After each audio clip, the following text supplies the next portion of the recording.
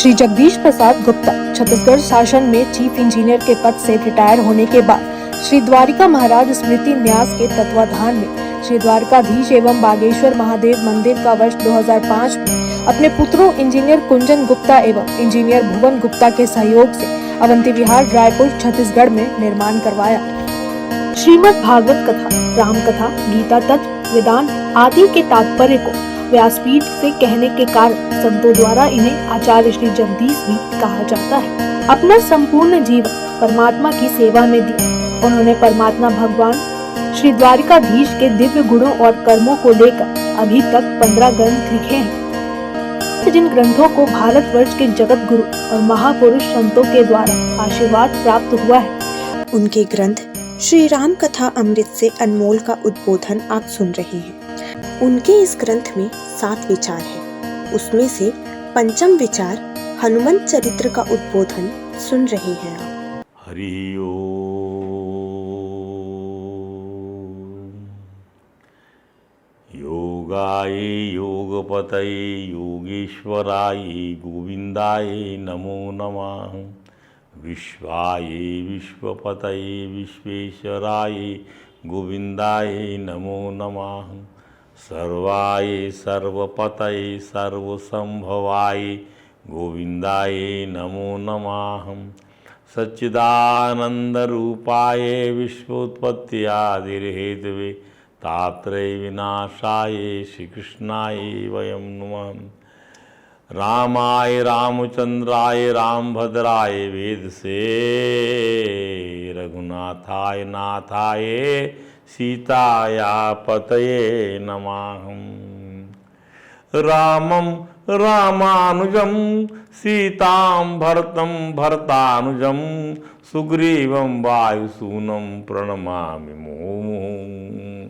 शमं प्रशान्तं सुमुखं दीर्घचारु चतुर्भुजं समानकर्णविन्यस्ते स्फुरन्मकराकृतिकुण्डलं हेमाम्बरं घनश्यामं श्रीवत्सां श्रीनिकेतनं शङ्खचक्रगदा पद्म वनमाला विभूषितं नूपुरै विलसितपादं कौस्तुभप्रभयायुतं द्युमत्किरीटकटक कटिसूत्राङ्गसमानकर्णविन् सुकुमारमभिध्यायेत् सर्वाङ्गेषु मनोदधत्।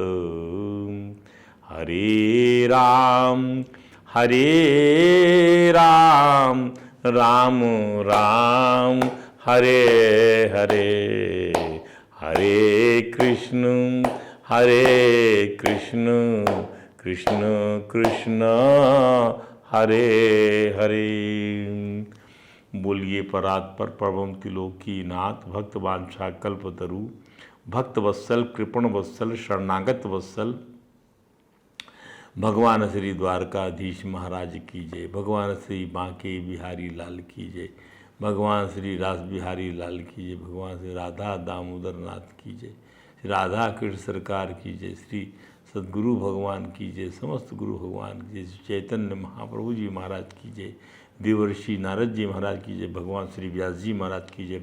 परम भागवत भगवान श्री सुखदेव जी महाराज की जय। जय श्री राधे, जय जय श्री। आइए, हमारा ग्रंथ जो है श्री राम कथा अमृत से अनमोल, इसके पंचम विचार हनुमंत चरित्र पर हम आपसे चर्चा कर रहे हैं।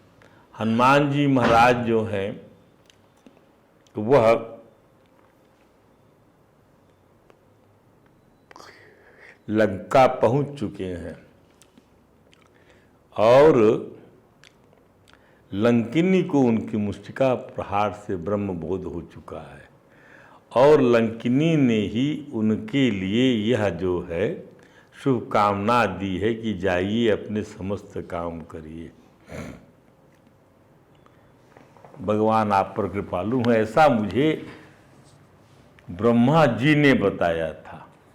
उसको ब्रह्म बोध हो गया, उसकी परापर उसकी जो है चित्त की वह स्मृति उसको जो है प्रबुद्ध हो गई, जिस स्मृति के लिए मनुष्य जो है प्रयत्न करता रहता है कि कब वो स्मृति जाग जाए तो वह ऐसी स्मृति उसको जाग गई, ब्रह्म स्मृति उसको हो आई, ब्रह्म बोध हो गया, ब्रह्म ज्ञान हो गया कि हनुमान जी महाराज कौन है, किसका काम होना है और क्या करने के लिए यहाँ पर आए हैं, क्या ये सब चीज़ उसको याद आ गई। और उसके बाद उसने खुद ही जो है, तो इसके बाद हनुमान जी महाराज ने वहाँ प्रवेश करके, और ध्यान दीजिए जब इन्होंने बिल्ली का रूप धर लिया हनुमान जी, तब पकड़ा था लंकिनी ने, तब पकड़ा था, तब देख लिया था लंकिनी को, मतलब कैसी शक्ति थी, रात के अंधेरे में बिल्ली की चमचमाती आंखों से जान गई वो कि कोई जा रहा है। उसके बाद हनुमान जी महाराज ने रावण के अंतःपुर में झांकने का प्रयत्न करते हुए देखा, जो समझा, जो अनुभव किया, उसके बारे में हम आपको बता चुके हैं। कोई भी ऐसी स्त्री नहीं पाया उन्होंने जिसको रावण जो है उनकी इच्छा के विरुद्ध बलात् हर के लाया हो। इस पॉइंट पे आप गौर करिएगा, कोई ऐसी स्त्री नहीं मिली जिसको रावण उसकी इच्छा के विरुद्ध बलात् हर के लाया हो। सभी लोग इस प्रकार से वहाँ प्रसन्न थीं या सुख की नींद ले रही थीं जैसे रावण के अभिसार से अभिसार ग्रह में वे प्रसन्न हैं।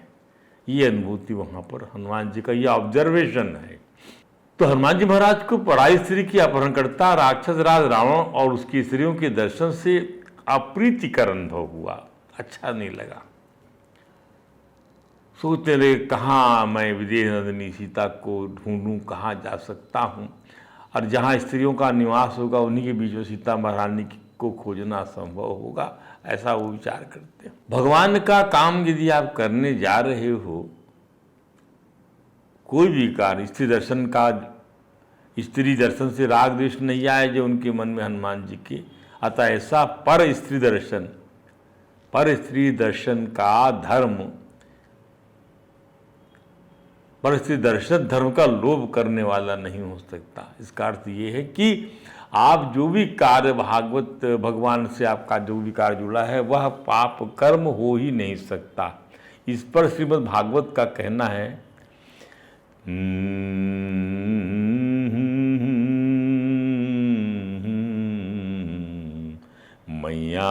मय्यावेशित मनोधियां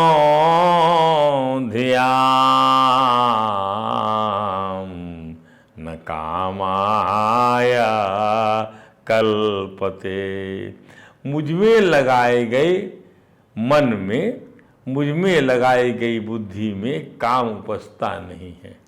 ना क्वचित भर्जिता धानम बीजाय नेष्यते। यदि कोई बीज यदि उबाल दिया जाए, भून दिया जाए, तो कोई जो है उससे कोई फसल नहीं हो सकती भुने हुए बीज से। भजिता धानम बीजाय, बीज के लिए, बीजारोपण के लिए योग्य नहीं होता। भजिता धान जो है उबाला हुआ डाला जाता है, वह बीज के योग्य नहीं माना जाता। उसी प्रकार से वह मन, जिस मन में परमात्मा है, वह बुद्धि जिसमें अंदर परमात्मा है, उसके अंदर में कोई ऐसी चीज़ नहीं कि कामना उपज पाए। ध्यान दीजिए। अब हनुमान जी महाराज की मनस्थिति का आकलन करने के लिए ही रनिवास का रात्रि दर्शन हमने प्रस्तुत किया संक्षेप में।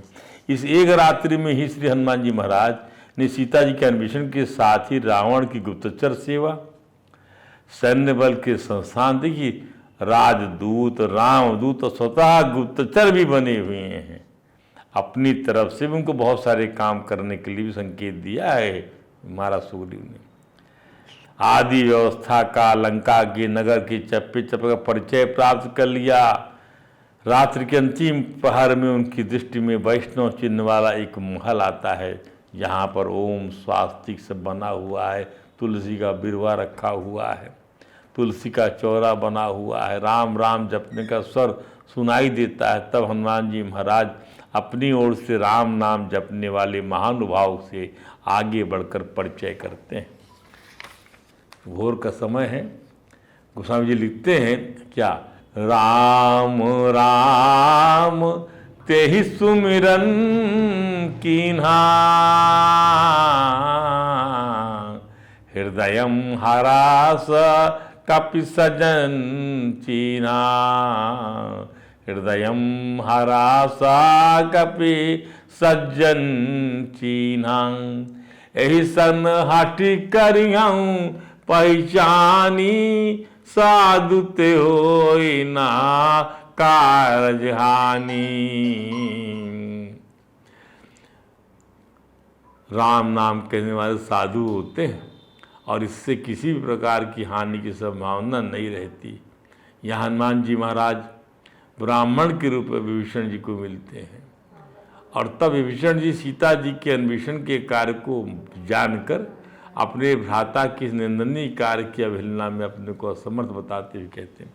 दोनों में बातचीत हुई और उन्होंने समझ लिया इस बात को, सब बातें बता भी दिया कि भाई हमारे भाई ने निंदनीय काम किया है और सीता जी को कहाँ पर रखा गया है, क्या सब बातें आपस चर्चा में सामने आ गई।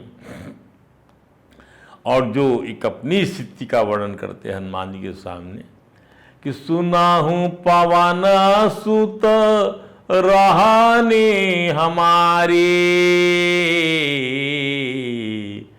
अजिमि दस नानी माहू जीभ बिचारी। जैसे दांतों के बीच जीभ रहती, कब दांत कटल दे उसको, बड़ा संभल के जीभ अपना कार्य करती दांतों के बीच में, बड़ा सावधानी पूर्वक स्वाद का आनंद देती है जीभ आपको। और यदि कहीं ऐसा कोई बुरा स्वाद आ जाए तो वही दांत जो है जीभ को दबा भी देते हैं। तात कहूँ मोहि जानिय नाथा, करिहहि कृपा भानुकुल नाथा। क्या कभी भगवान रघुनाथ मुझ पर कृपा करेंगे? मैं तो अनाथ हूँ इस समय, मैं आपकी क्या मदद कर सकता हूँ हनुमान जी महाराज। हनुमान जी महाराज विभीषण जी को यह कहकर सांत्वना दिया कि जब एक नीच योनि में जन्म लिए, मुझे जैसे ही चंचल बानर को प्रभु अपना बना लेते हैं विभीषण जी, इतना बड़ा कार्य सौंप देते हैं विभीषण जी, कोई कारण नहीं कि वे राक्षस कुलभूषण आपको विभीषण जी को नहीं अपनाएंगे। अरे इसका समझिए, आप तो राम प्रभु कृपा के पूर्व हनुमान जी महाराज कृपा मिलती है, राम जी की कृपा के पूर्व हनुमान जी की कृपा मिलती है। इसलिए पहले हनुमान जी के दर्शन लाभ करिए, फिर भगवान के दर्शन तो होने ही हैं। कृपा मिल गई ना हनुमान जी की, कृपा दर्शन हनुमान जी की भगवान की दर्शन कराएगी। यही तो संकट मोचन का कार्य है। तो राघवन के सानिध्य में गुणों का बंधन समाप्त तो होकर ही रहेगा यदि हनुमान जी की कृपा मिल जाएगी तो। विभीषण जी ने सीता जी का पता बता दिया कि ये जनक दुलारी राक्षस राज रावण के राजकीय उद्यान में राक्षसियों की पहरेदारी में रखी हुई है। She is now kept in a royal garden of Lanka, Ashok Vatika कहते हैं इसको, वहाँ रखी गई हैं। And she is being guarded by the so many rakshasi female guards. तत्काल से हनुमान जी महाराज पूर्वत मशक रूप बनाकर भोर होते होते वहाँ पहुँचकर अशोक वृक्ष के ऊपर चढ़कर झुककर बैठ जाते हैं।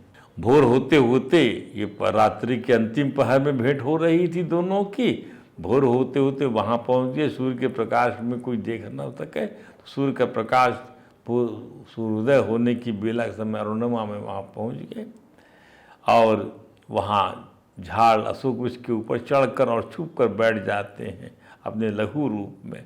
वृक्ष के नीचे माँ जानकी को मन ही मन प्रणाम करते हैं और स्वयं अपने को वृक्ष के पत्तों में छिपाकर उनकी भीतर अवस्था को देखकर बहुत कोई भी दुखी होगा, हम लोग दुखी हो जाते हैं।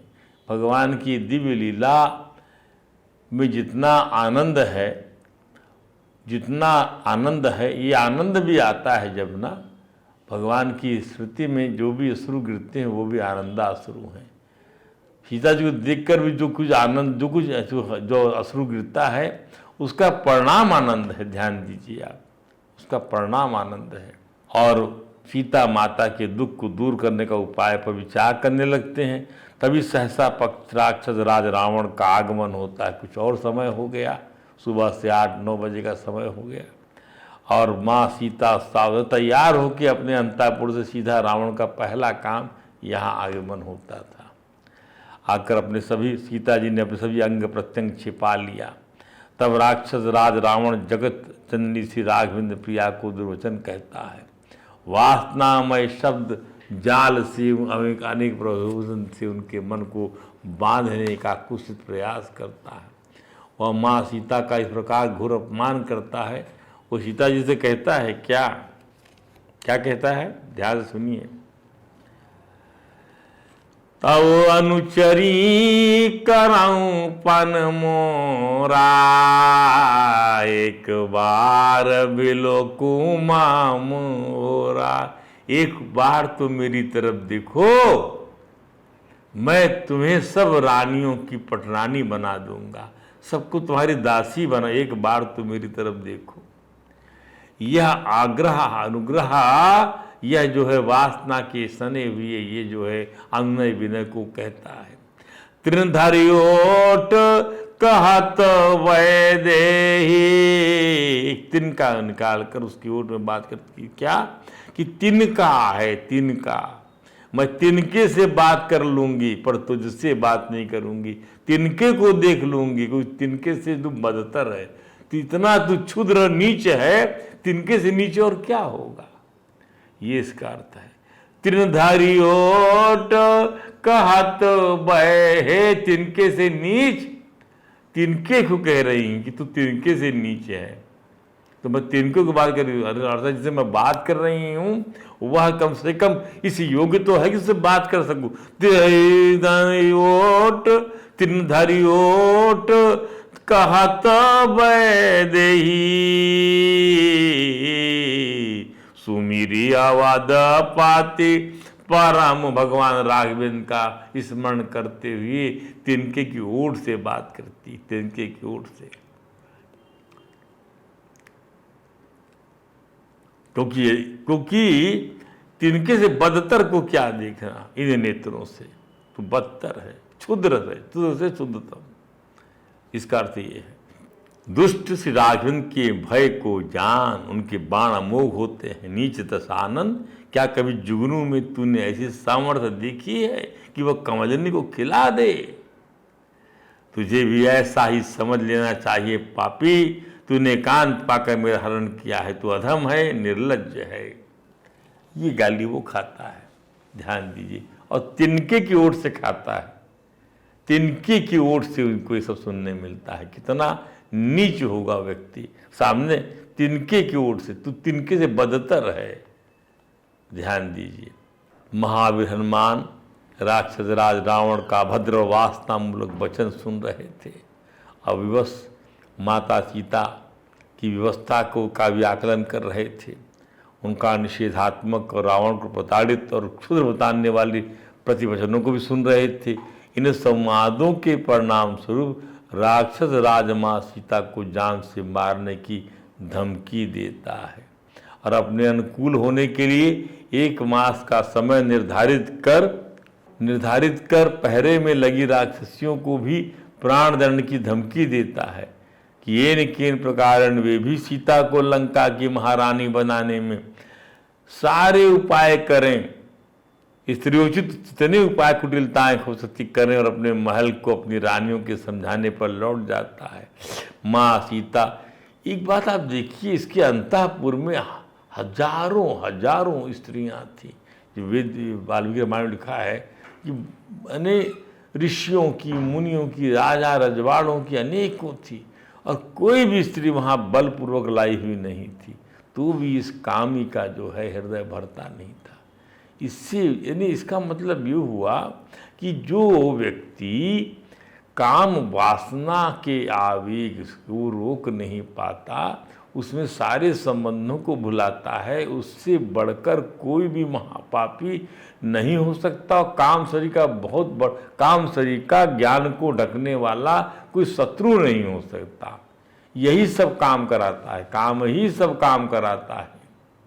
भगवान ने गीता में बड़ा सुंदर कह दिया इस चीज़ के लिए, काम के बारे में। और जो इसको काम को नियंत्रित करना, इसलिए इंद्रियों को जो नियंत्रित करना जानता है, इससे प्रभावित नहीं होता। देखिए, भगवान शंकर ने काम को भस्मभूत कर दिया। नारद जी बोले मैं भी काम को पराजित कर दिया। पर काम को भगवान के प्रति समर्पित होती है, जो सिवाय भगवान के कुछ नहीं देखता है। वह माया को मायापति काट सकते हैं, काम रूपी जो माया है उसको भगवान ही काट सकते हैं। ध्यान दीजिए, ये काम ही रूप से शूर्पणखा जब आएगी, जब देखिएगा तो वो भी कामना रूपी नारी बनकर सुंदरी नारी के रूप में आई थी, लेकिन वहाँ पर दाल नहीं गली, नाक कान काट लिए गए।